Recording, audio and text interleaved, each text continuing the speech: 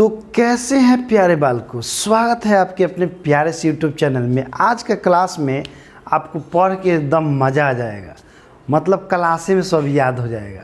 तो बहुत ही मज़ा आ जाएगा कि जितना पढ़े हैं क्लासे में सब लगले याद हो जाए। तो बहुत ही मज़ा वाला बात है ये। तो हम कह रहे हैं कि आपको आज पढ़ के मज़ा आ जाएगा, ठीक है। तो चलिए, आज हमारा 10 गो क्वेश्चन आज हम लोग को पढ़ना है और 10 एकदम क्लासे में याद हो जाएगा। तब हो जाएगा ना मज़े मज़े। अब मज़ा नहीं आएगा तो लास्ट में मिरिंदा खरीद के पी लीजिएगा, ठीक ना। तो चलिए शुरू करते हैं। हमारा पहला क्वेश्चन है कि विद्युत विभव को परिभाषित करें, इसका ऐसा ही मात्रक लिखें, बीमा बताएं, साथ ही बताएं कि सदिश राशि है कि अदिश राशि है। तो इतना चीज़ हमको बताना है। सबसे ज़रूरी बात कि जो हम पढ़ा रहे हैं उस सबके PDF डाउनलोड करने लगे होगा तो वीडियो के डिस्क्रिप्शन बॉक्स में लिंक देवल है, वो पर क्लिक करके ऐप तो जाके डाउनलोड कर लीजिएगा, ठीक ना। तो चलिए बढ़िया समझते हैं जकरा, ताकि एकदम क्लासे में याद हो जाए। सबसे पहले हम किसको परिभाषित करेंगे? विद्युत विभव को परिभाषित करेंगे। विद्युत विभव को परिभाषित करने वाले देखिए क्या होता है, इसके बारे में समझिए। जैसे मान लीजिए कि यहाँ पर कोई आवेश है Q और इस आवेश Q के चारों ओर हमारा विद्युत क्षेत्र है। तो आवेश के विद्युत क्षेत्र में जब दूसरा आवेश को लाइएगा तो या तो वो आकर्षण बल के अनुभव करेगा या तो प्रतिकर्षण बल के अनुभव करेगा। तो ये धन आवेश है, तो यदि हम किसी दूसरे धन आवेश को अनंत से उठा करके लाएंगे इसके अंदर में किसी बिंदु पर, तो हमको इसके विद्युत क्षेत्र के विरुद्ध में कार्य करना पड़ेगा, क्योंकि ये धन आवेश जो है इसका विद्युत क्षेत्र उस धन आवेश को प्रतिकर्षित करेगा। तो मान लेते हैं कि कोई आवेश Q है, इसको हम अनंत से उठा करके बिंदु A पर लाए हैं। तो जैसे ही हम लोग विद्युत क्षेत्र में आएंगे, आवेश Q को लेकर के हाई वाला जो ओकरा ढकेलेगा, तो हमको इसके विरुद्ध में ज़बरदस्ती लाना पड़ेगा इसके विद्युत क्षेत्र में। तो मान लेते हैं कि जिस आवेश को लाए हैं उस आवेश का नाम है Q और बिंदु A पर लाए हैं। तो बिंदु A पर लाने में मान के चलिए कि हमको W कार्य करना पड़ा है। तो Q आवेश को बिंदु A पर लाने में W कार्य करना पड़ा है। तो एकांक आवेश को लाने में कितना काम करे पड़ेगा? तो W/Q काम करे पड़ेगा। और एकांक धनावेश को अनंत से उठाकर विद्युत क्षेत्र के अंदर किसी बिंदु तक लाने में जितना कार्य करना पड़ता है वही कार्य उस बिंदु का विद्युत विभव कहलाता है। तो Q आवेश को लाने में W कार्य करना पड़ा, तो एकांक आवेश को लाने में W/Q कार्य करना पड़ेगा। अब परिभाषा मोहित आपको बताएं कि एकांक धनावेश को अनंत से उठाकर विद्युत क्षेत्र के अंदर किसी बिंदु तक लाने में जितना कार्य करना पड़ता है उसी कार्य को उस बिंदु का विद्युत विभव कहते हैं और विद्युत विभव को V से लिखते हैं। इसलिए W/Q किसके बराबर हो जाएगा? V के बराबर हो जाएगा। फॉर्मूला हो गया V W/Q। तो ये हमारा विद्युत विभव का परिभाषा के अनुसार फार्मूला निकल गया। देखिए कितना सिंपल परिभाषा था। Q आवेश को लाने में W कार्य, एकांक आवेश को लाने में W/Q कार्य और एकांक आवेश को लाने में जितना कार्य करना पड़ता है उसी को हम लोग विद्युत विभव कहते हैं। इसके बाद हम लोग विद्युत विभव के ऐसे ही मात्रक पढ़ेंगे।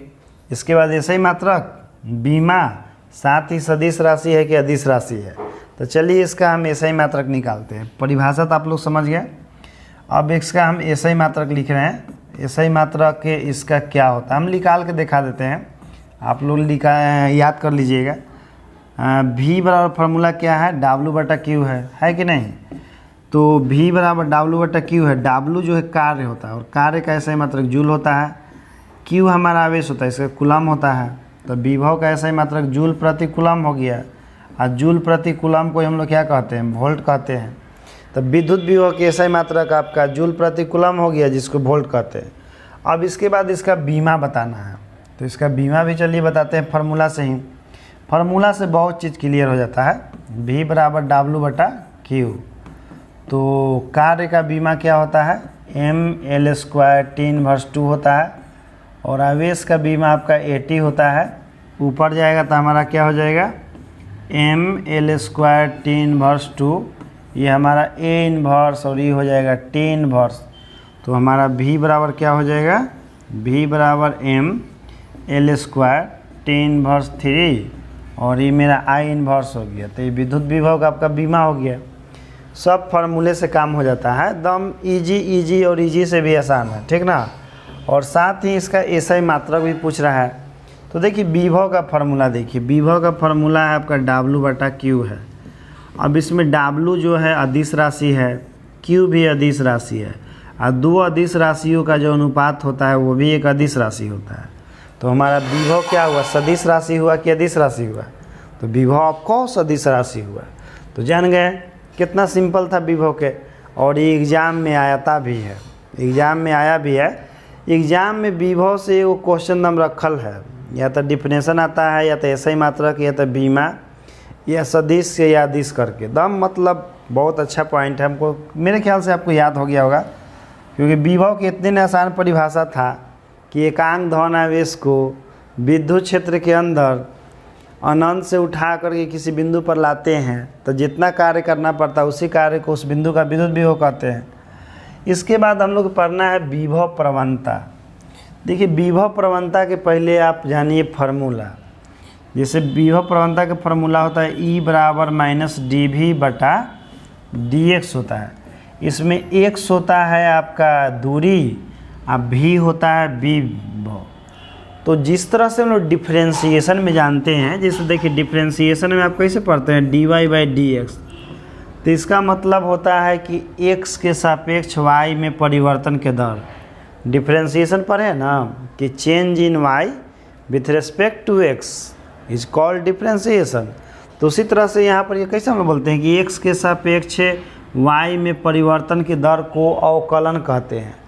तो वैसे ही आपका विभव प्रवणता भी है कि दूरी के सापेक्ष विभव में परिवर्तन की दर को विभव प्रवणता कहते हैं। कितना सिंपल परिभाषा है। जैसे कैसे बोले कि दूरी के x के सापेक्ष y में परिवर्तन को अवकलन कहते हैं। तो यहाँ पर जो हमारा x है दूरी है, अब v जो है विभव है। तो दूरी के सापेक्ष या दूरी के साथ विभव में परिवर्तन के दर को विभव प्रवणता कहते हैं। अब विभव प्रवणता के E = dV/dx से हम लोग सूचित करते हैं। अब विभव प्रवणता जो एक सदिश राशि है, विभव प्रवणता आपका एक सदिश राशि है। तो इस बात को याद रखिएगा, विभव प्रवणता एक सदिश राशि है। और विभव प्रवणता का ऐसा ही मात्रक वही होता है जो विद्युत क्षेत्र का होता है, क्योंकि विभव प्रवणता विद्युत क्षेत्र के बराबर होता है। तो इसका ऐसा ही मात्रक हमेशा विद्युत क्षेत्र के समान होता है। तो विभव प्रवणता का ऐसा ही मात्रक वोल्ट प्रति मीटर होता है और न्यूटन प्रति कूलम होता है, क्योंकि विद्युत क्षेत्र ही के बराबर होता है। चलिए समझ गए। विभव प्रवणता का डिफिनेशन बहुत ही आसान था, आपको याद हो गया होगा। इसके बाद हम लोग को पढ़ना है समविभवी तल। समविभवी तल क्या होता है बालक, इसको समझते हैं। देखिए जैसे मान लीजिए कि यहाँ पर कोई आवेश है और आवेश Q के चारों ओर एक ऐसा काल्पनिक तल होता है जिसके सभी बिंदुओं पर विभव का मान बराबर होता है। लेकिन ये जो तल होता है विद्युत क्षेत्र में ही होता है। ये जो भी तल है कहाँ पर ही होता है, आपका विद्युत क्षेत्र में होता है।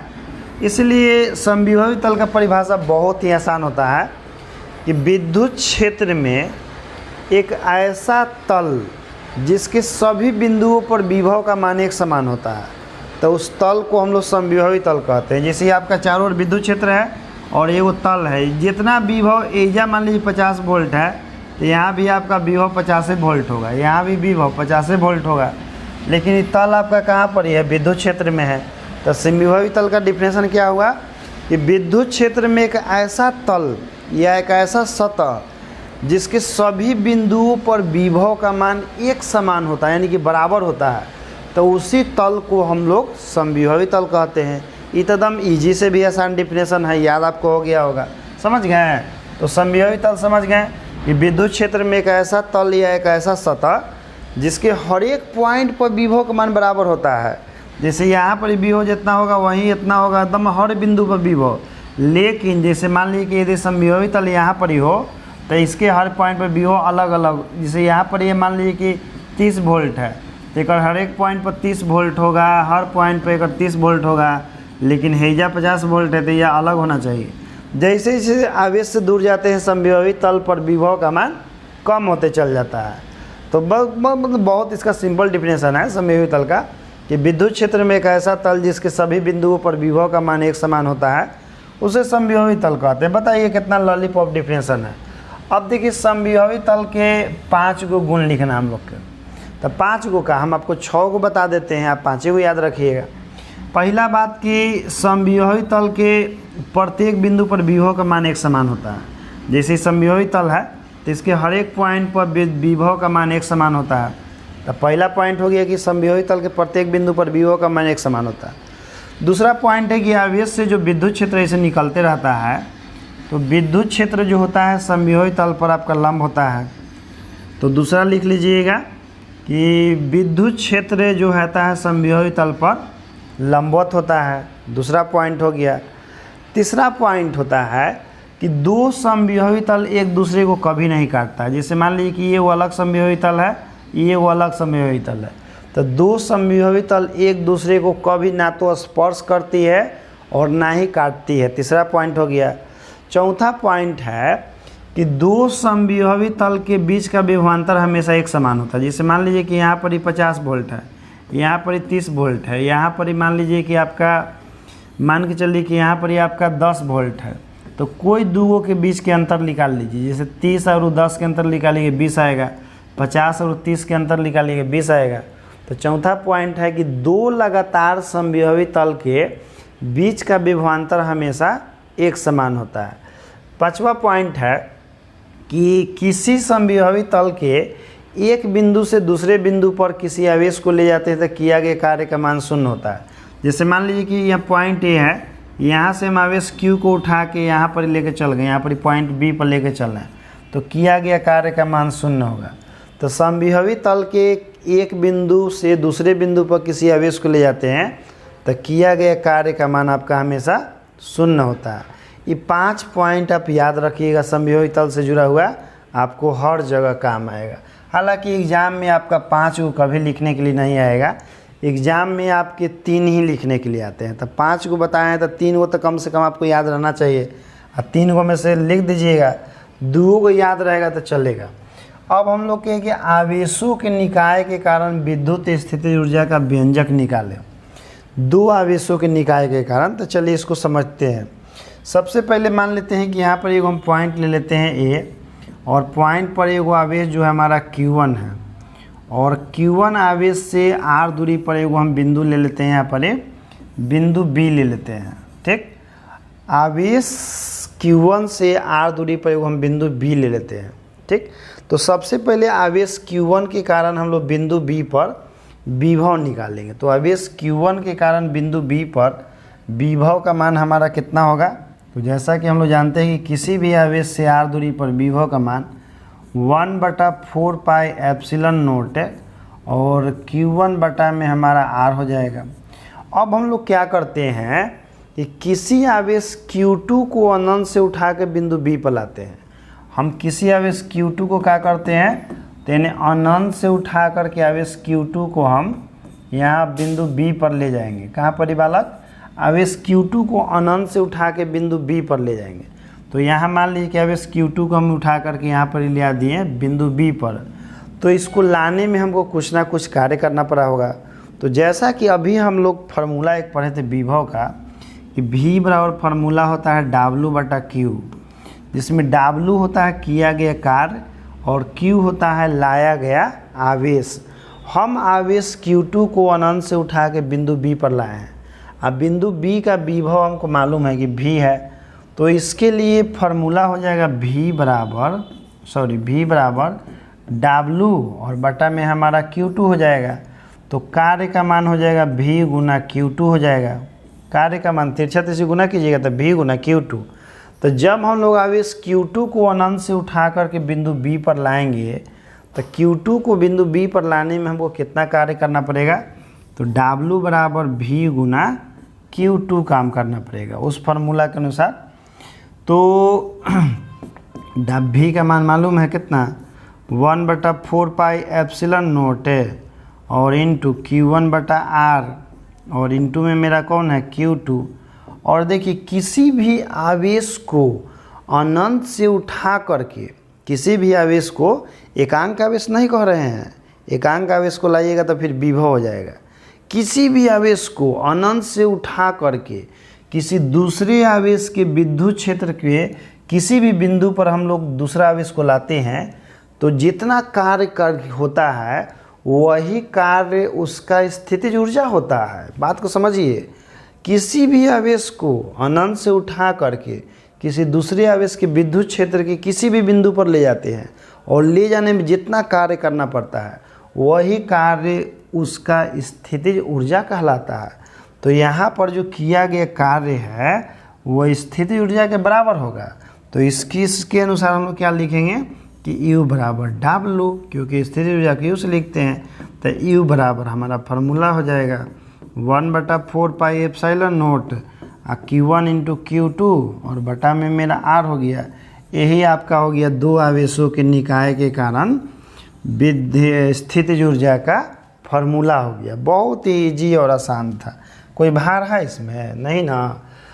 अब देखिए हम लोग पढ़ना है किसी आवेशी चालक का विभव किन किन बातों पर निर्भर करता है, या इसी क्वेश्चन को दूसरे तरीक़ा से पूछा जाता है कि किसी आवेशी चालक के विभव को प्रभावित करने वाले कारक को बताएं। तो देखिए किसी आवेशी चालक का विभव किन किन बातों पर निर्भर करता है, इस पर हमको चर्चा करना है। पहला बात कि आवेशित चालक का जो विभव होता है वो माध्यम पर डिपेंड करता है। जैसे मान लीजिए कि कोई आवेशित चालक है, इसके अगल बगल में कोई माध्यम है, तो माध्यम पर निर्भर करता है। तो पहला पॉइंट क्या हो जाएगा हमारा कि किसी आवेशित चालक का विभव आवेशित चालक के चारों ओर स्थित माध्यम पर निर्भर करता है। क्यों भाई?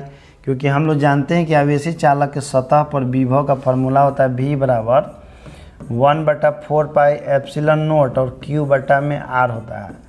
यदि यहाँ देखिए ये माध्यम यदि एप्सिलॉन नोट निर्वात ना होकर कोई कुछ और रहेगा तो फार्मूला तो हमारा ऐसे हो जाएगा 1/4 पाई एप्सिलॉन हो जाएगा यहाँ पर, और सॉरी एप्सिलॉन Q बटा R हो जाएगा।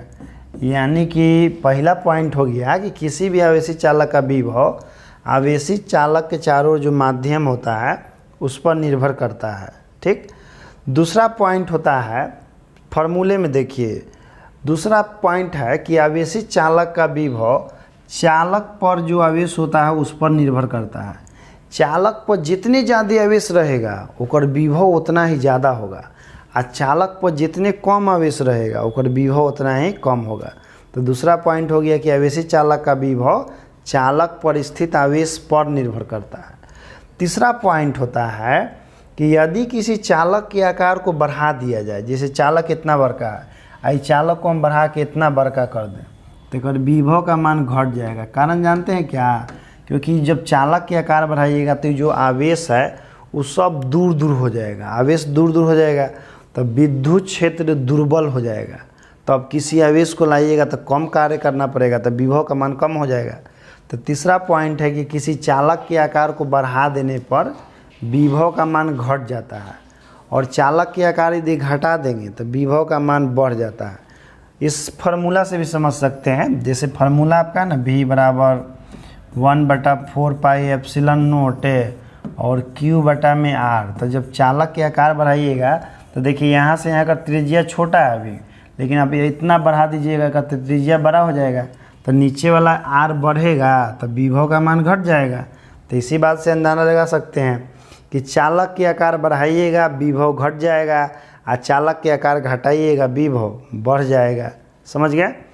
चौथा है कि जैसे एक कोई आवेशित चालक है, चौथा पॉइंट कि आवेशित चालक के संपर्क में कोई यदि आप दूसरा चालक रख देते हैं इसलिए आके उदासीन चालक, तो पहले वाला चालक के विभव घट जाता है। इसका कारण जानते हैं क्या है कि ये आवेशित है, हाई वाला उदासीन है, तो कुछ आवेश एकरा पर चल जाता है, तो इस पर आवेश की मात्रा पहले से घट जाता है। हम बताएं पॉइंट नंबर 2 कि आवेशित चालक का विभव आवेश पर निर्भर करता है, और जब किसी आवेशित चालक के संपर्क में किसी उदासीन चालक को रख दीजिएगा तो दोनों के बीच में आवेश का बंटवारा होता है, जिसके कारण पहले वाला चालक का विभव घट जाता है। तो 4 पॉइंट याद रखिएगा।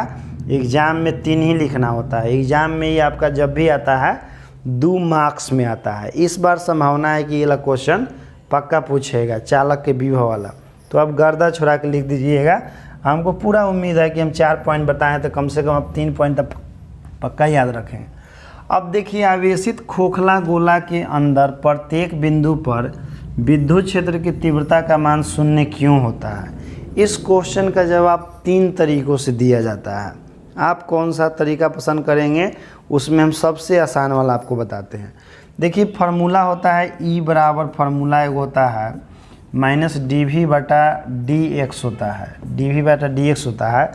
और एक पॉइंट आप समझिए, जैसे मान लीजिए कि कोई आवेशित चालक है, तो इसके यदि सतह पर यदि विभव का मान v है, चालक के सतह पर विभव का मान v है, तो अंदर में हर एक पॉइंट पर विभव का मान उतना ही होता है जितना कि चालक के सतह पर होता है। अंदर में हर पॉइंट पर विभव का मान उतना ही होता है जितना कि चालक के सतह पर होता है। तो जो चीज़ दूरी बदलने पर भी नहीं बदल रहा है, जैसे यहाँ पर केंद्र से इतना दूरी पर तो विभव भी, केंद्र से इतना दूरी पर तो विभव भी, केंद्र से इतना दूरी पर विभव भी, यहाँ पर ही तो विभव भी, तो दूरी तो बदल रहा है लेकिन विभव सब जगह बराबर आ रहा है। तो बताइए, जैसे v हमारा क्या हो गया, इसमें v हो गया कांस्टेंट, v का मान हमारा क्या हो गया, कांस्टेंट हो गया, नियतांक हो गया। कांस्टेंट का जब x के सापेक्ष डिफरेंशिएशन करेंगे, तो आप लोग डिफरेंशिएशन में पढ़े हैं कि कांस्टेंट का डिफरेंशिएशन क्या होता है, 0 होता है। तो आवेशित खोखला गोला के अंदर विभव का मान प्रत्येक बिंदु पर एक समान होता है, और विभव का मान अंदर में हर बिंदु पर एक समान होने के कारण हम लोग दूरी के सापेक्ष विभव का अवकलन करते हैं, यानी कि डिफरेंशिएशन करते हैं। तो dV/dx का मान 0 आ जाता है, जो किसके बराबर है, E के बराबर है। dV/dx का मान 0 हो जाता है, क्यों? क्योंकि चालक के अंदर हर पॉइंट पर विभव का मान कांस्टेंट है। तो दूरी के सापेक्ष विभव का अवकलन कीजिएगा तो पूरा dV/dx का मान क्या आ जाएगा, 0 आ जाएगा, जो किसके बराबर है, विद्युत क्षेत्र E के बराबर है। अतः चालक के अंदर प्रत्येक बिंदु पर विभव का मान विद्युत क्षेत्र का मान 0 होता है। इसको खूब सुंदर से आप लिख सकते हैं कि आवेशित खोखला गोला के अंदर में प्रत्येक बिंदु पर विभव का मान उतना ही होता है जितना कि सतह पर होता है। तो दूरी के सापेक्ष विभव का जब हम लोग अवकलन करते हैं, तो अवकलन करते हैं तो विभव का मान नियत होने के कारण दूरी के सापेक्ष विभव के अवकलन का मान 0 हो जाता है, जो कि विद्युत क्षेत्र के बराबर होता है। अतः चालक के अंदर प्रत्येक बिंदु पर विद्युत क्षेत्र का मान 0 होता है। बहुत अच्छा से लिख सकते हैं। 2 और भी तरीके हैं। एक और तरीका क्या है कि आवेशित चालक के सतह पर जब आवेश होता है तो इससे उत्पन्न विद्युत क्षेत्र रेखाएं सतह के लंबवत बाहर की ओर चला जाता है। तो इस प्रकार से अंदर से होकर के कोई विद्युत क्षेत्र गुजरता ही नहीं है, चालक के अंदर से होकर के कोई विद्युत क्षेत्र नहीं गुजरता है, इसलिए उसके अंदर में प्रत्येक बिंदु पर विद्युत क्षेत्र का मान 0 हो जाता है। दूसरा तरीका ये भी है, वो भी गलत नहीं है, वो भी 100% सही है। इसको तो लिख दीजिएगा तो और अच्छा से आपको नंबर मिल जाएगा कि किसी भी आवेशित चालक के सतह से उत्पन्न विद्युत क्षेत्र रेखाएं सतह के लंबवत बाहर की ओर गमन कर जाता है। जो यहाँ से उत्पन्न होगा ये नहीं चल जाएगा, जो यहाँ से ये नहीं, तो अंदर से होके कोई जेबे नहीं करेगा। तो अंदर में हर एक बिंदु पर विद्युत क्षेत्र का मान 0 होगा। समझ गए? तो 2 प्रकार से आप लिख सकते हैं, आपको जो अच्छा लगे लिखिए, लेकिन लिखिए, एको क्वेश्चन छोड़ के मत आइए। 8वां क्वेश्चन है कि आवेशित खोखला गोला के अंदर प्रत्येक बिंदु पर विभव का मान उतना ही होता है जितना कि आवेशित गोला के सतह पर होता है। तो क्यों, ऐसा क्यों? जैसे मान लीजिए कि आवेशित कोई गोला है, एक सतह पर आवेश है, तो सतह पर विभव का मान यदि v है तो अंदर में हर एक पॉइंट पर भी विभव का मान कितना होता है, v ही होता है। तो ऐसा क्यों होता है भाई?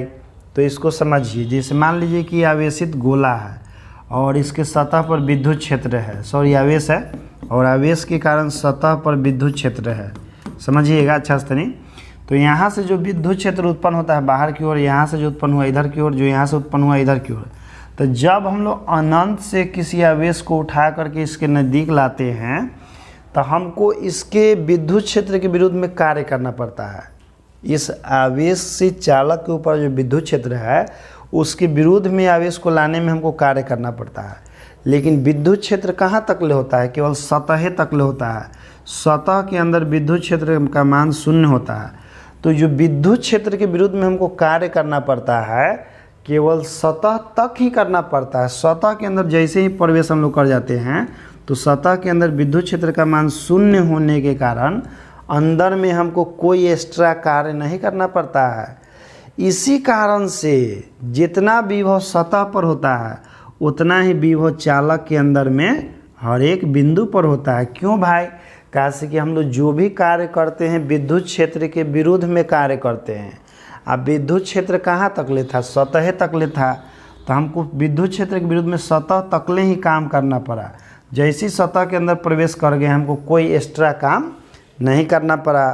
तो इसीलिए अंदर में भी प्रत्येक बिंदु पर विभव का मान उतने ही होता है जितना कि चालक के सतह पर होता है। लेकिन जानते ही सब क्वेश्चन कब पूछता है? जब एग्ज़ाम बहुत हार्ड लेना होता है, तब जाके जो आपको इसके पीछे वाला ये क्वेश्चन बताएं, क्वेश्चन नंबर 7 और क्वेश्चन नंबर 8, ये उस समय पूछता है। नॉर्मली इस प्रकार के क्वेश्चन पूछेगा तो लइकन सब फेल कर जाएगा, बहुत संकट हो जाएगा, ठीक ना। तो जनरली सब क्वेश्चन नहीं पूछता है, लेकिन हार्ड एग्जाम जब लेगा ना तब पूछता है। तो जन्मे करते हैं, हमारी आदत है कि हम ऐसा के पढ़ेबे करते हैं कि सबसे हार्ड आए तो भी आपके लिए कोई दिक्कत नहीं, और सबसे आसान है तो भी कोई दिक्कत नहीं। दोनों में खुश दम शंकर भगवान लिखा है, सबसे दुख में भी खुश और सबसे खुशी में भी खुश। तो वही हाल दम करना दम है। कितनों भारी पूछे कितनों हल्का पूछे, हमेशा दम बम रहना है, बम भोले, ठीक है। अब देखिए हमको पढ़ना है विद्युत द्विध्रुव को परिभाषित करें। ये तो और मज़ेदार क्वेश्चन है, इसको विद्युत द्विध्रुव के समझिए। जैसे देखिए मान लीजिए कि एगो क्यू आवेश है, प्लस क्यू आवेश, और एगो माइनस क्यू आवेश है, एगो माइनस क्यू आवेश है। दोनों क्यू है, एगो क्यू वो क्यू। कहे का मतलब कि यदि एगो प्लस 10 कूलम होगा तो एगो हमारा माइनस 10 कूलम होगा। तो दोनों तो 10 से 10 है, लेकिन एगो प्लस में है एगो माइनस में है, तो दोनों के परिमाण बराबर है। एकरो परिमाण 10 है, ओकरो परिमाण 10 है, लेकिन फिर भी दोनों एक समान नहीं है। एगो प्लस में है तो एगो माइनस में है। तो इसका देखिए कितना सिंपल परिभाषा होता है कि जब बराबर परिमाण के दो असमान आवेश, असमान का है भाई क्योंकि एगो प्लस में एगो माइनस में है, जब बराबर परिमाण के दो असमान आवेश एक दूसरे से कुछ दूरी पर स्थित होते हैं, एक दूसरे से कुछ दूरी पर स्थित होते हैं, तो दोनों के कारण बने निकाय को विद्युत द्विध्रुव कहते हैं। नहीं समझे? जैसे समझाते हैं। मान लीजिए कि एगो 20 साल के दूल्हा है, ठीक ना, एगो 20 साल के कन्या है। दोनों के देखा देखी होने वाला है, दोनों मिलके एगो परिवार बनाएगा, तो दोनों के देखा देखी होने वाला है। तो दोनों के एक दूसरे से कुछ दूरी पर बैठा दिया जाए, दोनों एक दूसरे को टुकुर देखते रहेगा, तो निकाय बन गया कि नहीं। दोनों के ब्याह हो जाएगा तो एगो परिवार बन जाएगा, सबसे छोटा परिवार जिसमें एगो लड़का हो एगो लड़की हो, तो एगो निकाय बन गया कि नहीं, एगो सिस्टम बन गया जिसको हम लोग परिवार कहते हैं। तो वही तो बात हमको समझा रहे हैं कि जब बराबर परिमाण के दो विपरीत आवेश, जब बराबर परिमाण के दो विपरीत आवेश या दो असमान आवेश एक दूसरे से कुछ दूरी पर स्थित होते हैं, दूरियां हम मान लेते हैं 2l, एक दूसरे से कुछ दूरी पर स्थित होते हैं, तो दोनों आवेशों के कारण बने निकाय को विद्युत द्विध्रुव कहते हैं। तो कितना सिंपल परिभाषा हो गया कि जब बराबर परिमाण के दो असमान आवेश एक दूसरे से कुछ दूरी पर स्थित होते हैं, तो दोनों के कारण बने निकाय को यानी कि सिस्टम को विद्युत द्विध्रुव कहते हैं। बहुत सिंपल डिफिनेशन है, समझ गए। अब हम लोग क्या पढ़ना है? हाँ, विद्युत द्विध्रुव के या घूर्ण पढ़ना है। ये तो बहुत ही ज़बरदस्त टॉपिक है, एकरा से ऑब्जेक्टिव एगो तो हर साल आता है भाई। देखिए तो चलिए पढ़ते हैं, लेकिन विद्युत द्विध्रुव के बिना समझ में नहीं आएगा। सबसे पहले हम विद्युत द्विध्रुव बनाते हैं। विद्युत द्विध्रुव में क्या होता है? एगो प्लस क्यू होता है तो एगो हमारा माइनस क्यू होता है। दोनों के बीच की दूरी कितना होता है? दोनों के बीच की दूरी हमारा 2l होता है। देखिए कितना सिंपल परिभाषा है हमारा विद्युत द्विध्रुव घूर्ण के। तो विद्युत द्विध्रुव घूर्ण क्या होता है कि किसी भी विद्युत द्विध्रुव के, जैसे ये आपका विद्युत द्विध्रुव है, तो किसी भी विद्युत द्विध्रुव के एक आवेश के परिमाण, एक आवेश के परिमाण यानी कि एक आवेश के मोड और दोनों आवेशों के बीच के दूरी के गुणनफल, दोनों आवेशों में से कोई एक आवेश के परिमाण के कर, तो किसी भी विद्युत द्विध्रुव के दोनों आवेशों में से कोई एक आवेश का परिमाण और दोनों आवेशों के बीच के दूरी के गुणनफल को विद्युत द्विध्रुव घूर्ण कहते हैं। अब विद्युत द्विध्रुव घूर्ण को P से लिखते हैं तो P बराबर फार्मूला हो गया Q गुना 2L, तो यही आपका फार्मूला हो गया। परिभाषा भी निकल गया और वो फार्मूला भी हो गया। तो फार्मूला याद है तो परिभाषा तो हम लोग अपने से लिख लेंगे कि किसी भी विद्युत द्विध्रुव के दोनों आवेशों में से किसी एक आवेश के परिमाण और दोनों आवेशों के बीच के दूरी के गुणनफल को विद्युत द्विध्रुव घूर्ण कहते हैं। और इसको हम लोग P से लिखते हैं। तो ये सब परिभाषा हो गया। अब इसका पूछ रहा है एसआई मात्रक पूछ रहा है, बीमा पूछ रहा है, सदिश है कि अदिश पूछ रहा है। तो सब जिसे हम निकाल के बता रहे हैं ताकि आप गलती से याद करल भुला भी गए तो आप झट से क्या कर सके, निकाल सके। चलिए पहले हम एक एथी बताते हैं आपको, एसआई मात्रक बताते हैं, लेकिन हम तो जानते हैं निकाल के बताते हैं। तो एसआई मात्रक जैसे P बराबर फार्मूला हो गया Q गुना 2L हो गया। तो Q का हमारा मात्रक होता है कूलम और दोनों आवेशों के बीच के दूरी के मात्रक मीटर। तो हमारा इसका एसआई मात्रक आपका हो गया कौची, कूलम्ब मीटर। गलती से सेंटीमीटर मत कर दीजिएगा, ठीक ना। तो विद्युत द्विध्रुव घूर्ण का एसआई मात्रक कूलम्ब मीटर हो गया। अब इसका बीमा निकालते हैं। तो इसका बीमा जो है Q गुना 2L से ही निकालेंगे। आवेश का बीमा होता है AT और दूरी का बीमा होता है L। तो इसका बीमा हमारा क्या हो जाएगा, बीमा हो जाएगा ATL हो जाएगा। कभी कभी एक जगह I भी लिखा रहता है तो ITL भी हो जाएगा। तो इसका बीमा भी हो गया ATL या ITL। एक बात पूछ रहा था कि सदिश राशि है कि अदिश राशि है। तो ये आपका प्योर सदिश राशि है। कैसे भाई कैसे प्योर सदिश राशि है, क्योंकि देखिए इसका वेक्टर फॉर्म में फार्मूला होता है, वेक्टर P बराबर Q गुना 2L होता है। तो अब कहिएगा कि सर ये सदिश राशि है तो एक में डायरेक्शन भी होना चाहिए। तो बिल्कुल सही समझ रहे हैं। विद्युत द्विध्रुव घूर्ण एक सदिश राशि है, तो मार दीजिए कि सदिश राशि आपका है और जिसकी दिशा ऋण आवेश से धन आवेश की ओर होती है। विद्युत द्विध्रुव घूर्ण की दिशा किधर से किधर होता है, ऋण आवेश से धन आवेश की ओर होता है। तो उम्मीद करते हैं कि आज आपको 10 गो क्वेश्चन पढ़ के बहुत ही मज़ा आया होगा, ठीक है। तो आप PDF ज़रूर डाउनलोड कर लीजिएगा। तो फिर मिलते हैं अगला वीडियो में। जय हिंद प्यारे बाल को।